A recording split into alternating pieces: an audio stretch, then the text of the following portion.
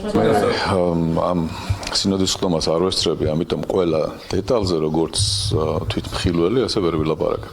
ერთი რამ არის ჩვენი გუშინდელი განცხადებით, პასუხი გაეცემა მეოფე ანდრიასთან დაკავშირებით.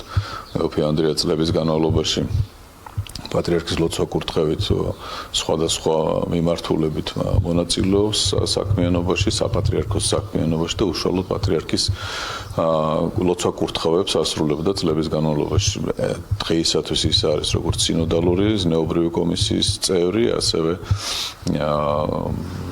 ქონების მართვის მიმართულებით ხელმძღვანელი. სწორედ მას ჩააბარა პატრიარქმა მმართველობაში დროებით მმართველობაში დიდი ბრიტანეთისა და ირლანდიის ეპარქიაც, ასე რომ ცილისწამლური კამპანია მის წინააღმდეგ ზოგადად ეკლესიის დამაზიანებელი არის და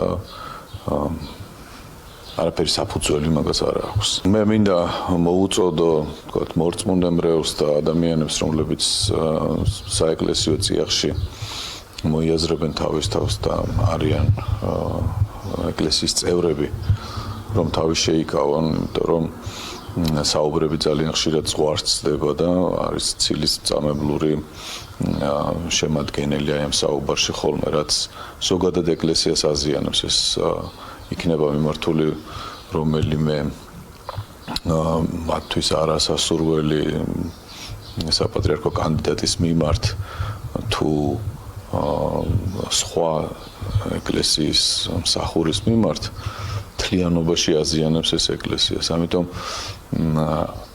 ამ პოლემიკებში ჩართულთაგან ზოგი არის, ვინც გაითვალისწინებს ამ მოწოდებას, თუმცა ვიცით ჩვენ რომ რაც არ უნდა მოუწოდოთ აქედან ზოგი მაინც არ გაითვალისწინებს ამას. ყველა სინოდის წევრი მიისწრაფის იმისაკენ, რომ პატრიარქის აი ეს ძალიან დიდი შრომა, რაც გულისხმობს მათ შორის ერთობასაც იყოს შენარჩუნებული, ამიტომ ნებისმიერ აზრთა სხვადასხვაობა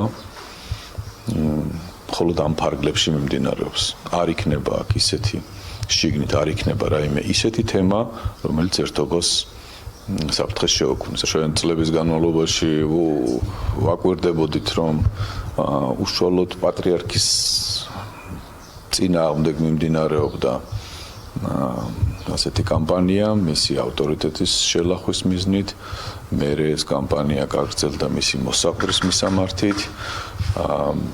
მიზანი შეიძლება ნაწილს ჰქონდეს ის, რომ ეკლესია დაზიანდეს, თუმცა აი გეტყვით, რომ ვიღაცა ფიქრობს, რომ ეკლესიის სიკეთისათვის უკეთესი არის მისთვის არასასურველი კანდიდატი გალანძღოს წილი დასწამოს, ესაც არასწორი არის. ხო? ამიტომ ჩვენ ესეთი მრავალფეროვანი ხარვეზების მომსწრენი ვართ. ძალიან ცუდია თუ ვინმე გააგრძელებს იმას, რამაც მათთვის შედეგი არ გამოიღო. ეკლესიას ვერ შეარყევენ, ერთობას ვერ დაარღვევენ და საკმაოდ დიდი გამოცდილება აქვთ ეპისკოპოსებს იმისათვის, რომ ეს ერთობა შეინარჩუნონ.